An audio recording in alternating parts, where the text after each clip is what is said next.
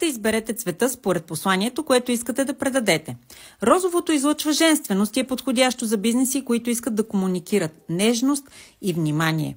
Лилавото излъчва креативност и фантазия. Идеално е за бизнеси, които искат да изглеждат уникални и престижни.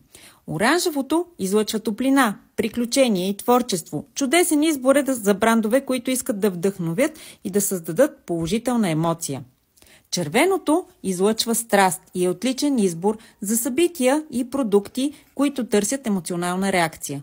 Жълтото дава усещане за енергия, щастие и чудесен избор за брандове, излъчващи ентусиазъм, детски работилници, например.